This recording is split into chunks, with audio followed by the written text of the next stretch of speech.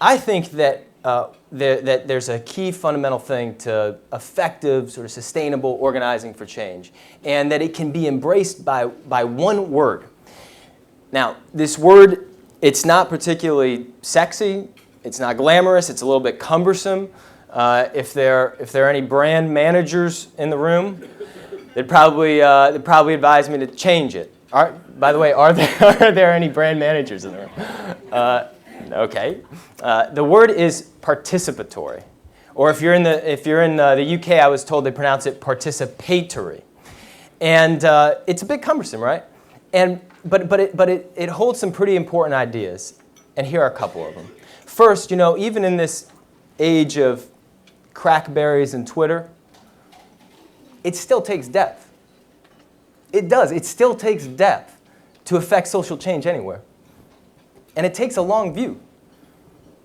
One of the things that I'd like to emphasize today is that change is possible in any community, but it has to be driven from within. And as concerned outsiders, all of us here in this room, no matter where you're from, there are causes that you care about that might be outside of your immediate community. You can play a role in it if you take the right approach. And I believe that approach is the participatory approach.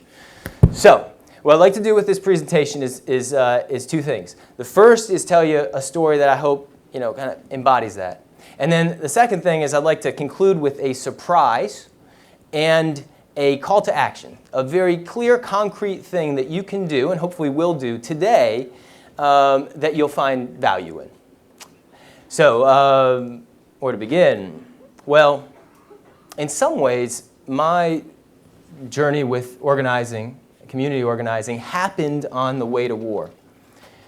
Because for me, my first calling in life was to go into the Marines. And it sort of naturally stemmed from my upbringing. My father was a Marine. Many of my earliest mentors were Marines.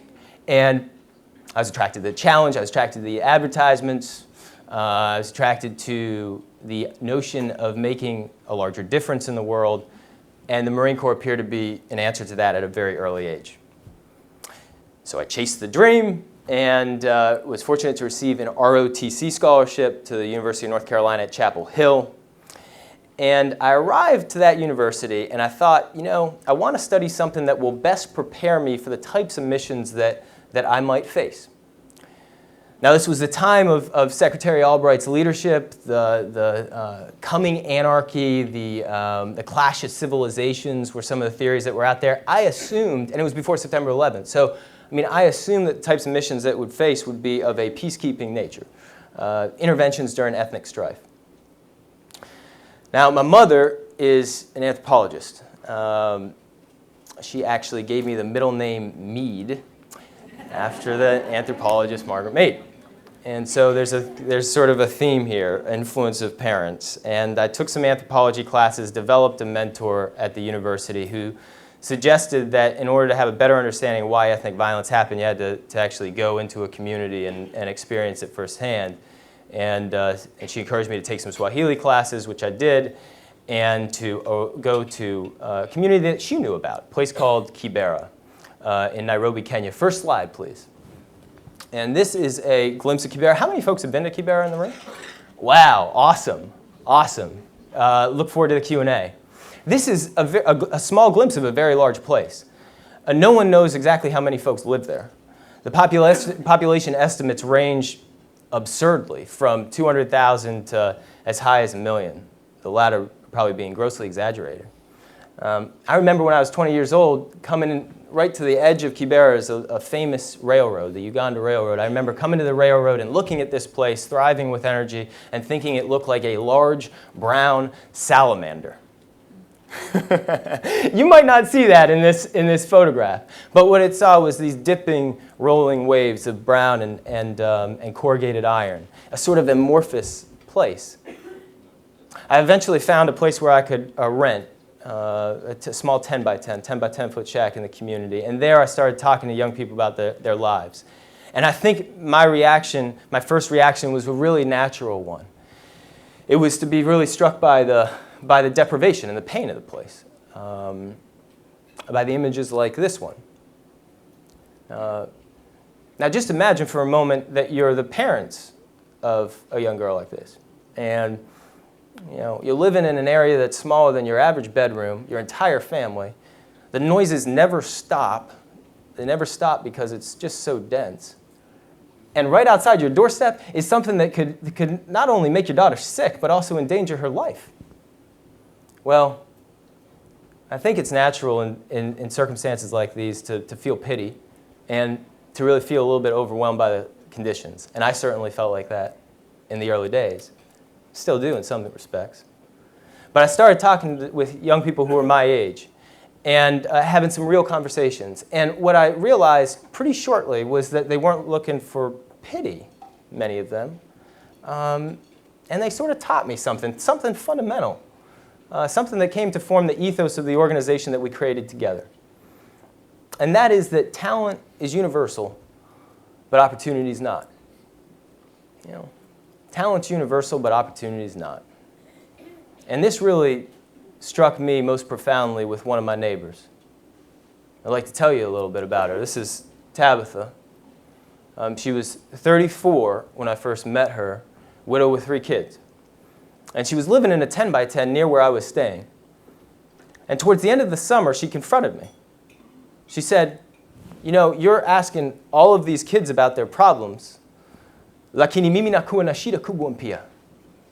I got problems too, and you never bother to ask me about my life, so sit down. I'm going to tell you a little bit about my life. I said, okay, Mama. And I sat down, and I listened. And she told me that she had been a nurse but lost her job 2 years previously, and that she was just barely holding on. And towards the end of the conversation, she proposed a solution. She said, give me 2,000 shillings, which is about $26. Now, I've made a habit of not giving out money in Kibera, in part for my own safety, in part because I just didn't know where to begin.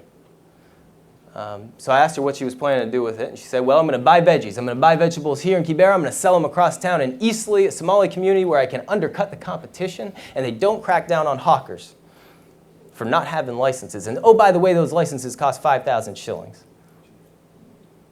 So she said, invest in me once again.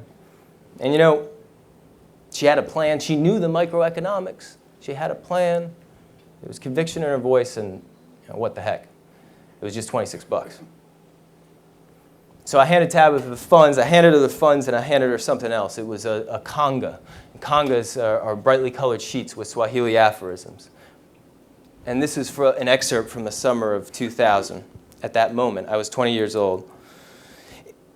Tabitha refolded the conga with great care, reminding me of my military color guard detail in college, when we slowly lowered our flag and folded it into a tight triangle for the night's watch.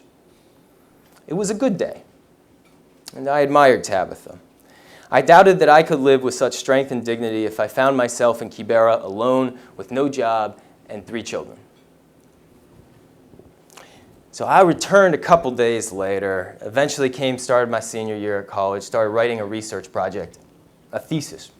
And as I'm writing this thesis about Kibera, I couldn't get the words out of my mind of this guy.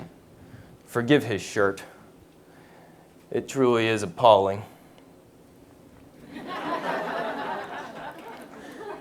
This fella, Salim Mohammed, was a community organizer in a neighboring slum community, and his organization was the talk of the town. And what they did was they used sports, soccer in this case, as a tool to help young leaders grow and create role models from within. And I went to meet with Salim to figure out what was up, what was going on with that organization.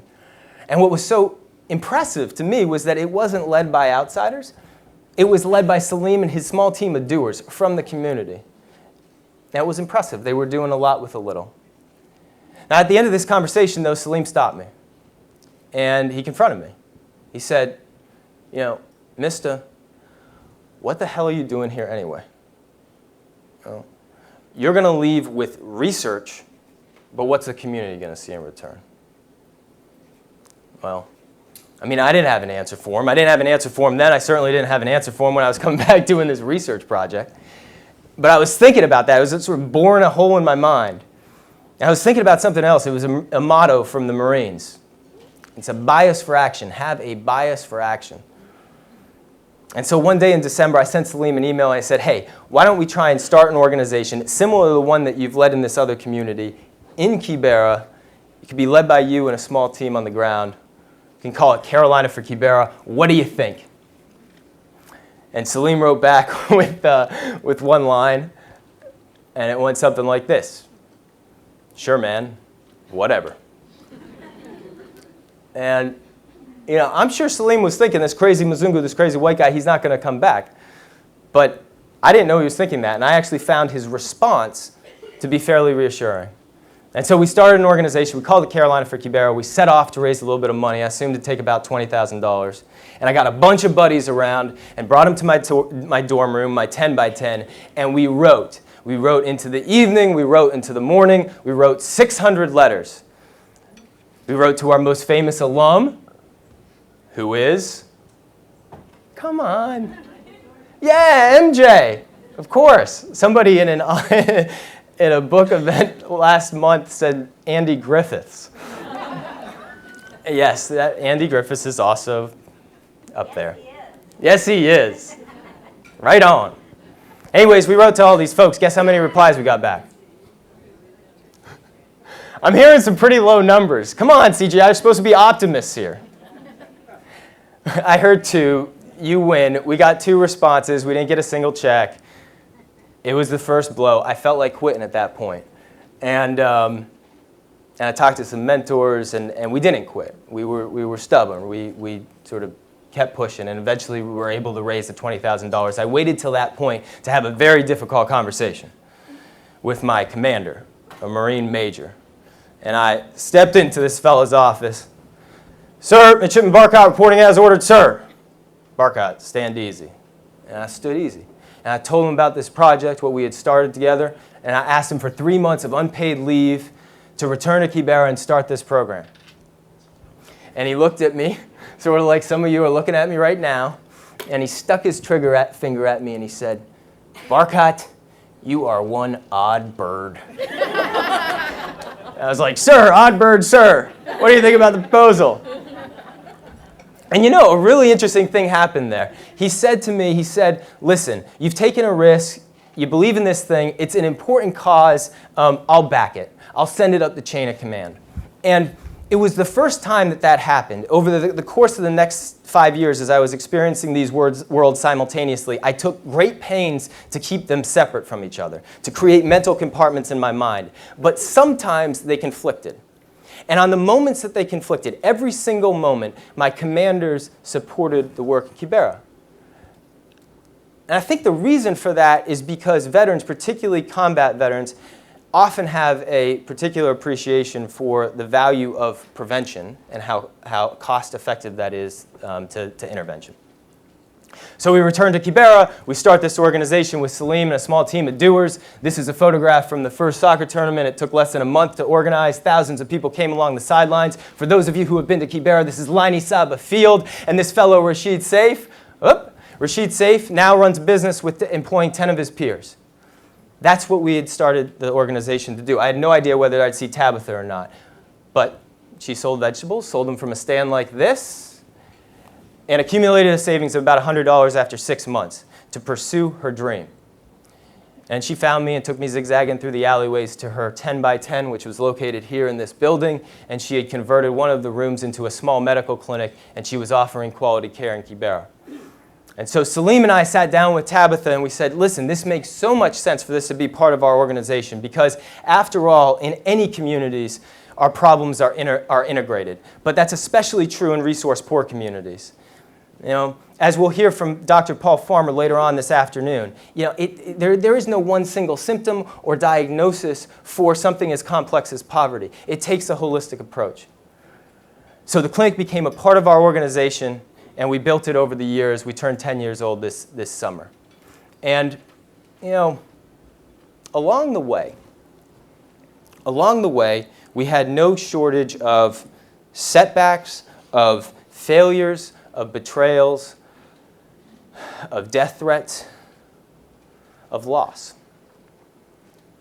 At times, terrible loss. In Kibera and in the Marines. And And I wrote about that and in this book, and it wasn't particularly easy to write about, but part of the reason why I did was because I hope that the story will serve the other doers that are out there as not only a source of inspiration, but also one of information. And, you know, in the end, the cliche is true, isn't it? It's not the failures that matter, but how we respond to them. And that's true whether you're starting an organization or trying to affect change in a company, or whatever your avocation is. If you're organizing for change, it's how you respond to those failures. Well, we didn't just want to leave it with a book. We wanted to leave folks with a sense of what they could do. And so our organization created something, and I'm really thrilled to be here at CGI and to be able to unveil the next phase of this, the Power of 26.org campaign. And the reason why I'm standing on this stage barefoot, spreading my athlete's foot all over this stage. Just kidding about the athlete's foot. Power26.org. I hope you'll go to this today. What this is a way that you can adjust your lifestyle in small but significant ways for 26 days. Or, if you press for time, we have a one-day challenge. 26 days to reflect conditions in communities like Kibera and the sixth of the world's population that by some estimates will live in urban informal settlements by 2020. You know, that might involve walking to work without shoes or flip-flops, or it might involve more communal things, like cooking a meal for your neighbors even though you might not know them. Power26.org, please check it out. I'm really thrilled that we have ABC News senior producer Terry Whitcraft with us here tonight. ABC News is going to release a special on this by the end of the month. The Power of 26. Yeah, Power of 26. This is the Tabitha Clinic today. It treats over 40,000 patients a year. It has 2 medical doctors, Kenyan medical doctors. It all started with $26.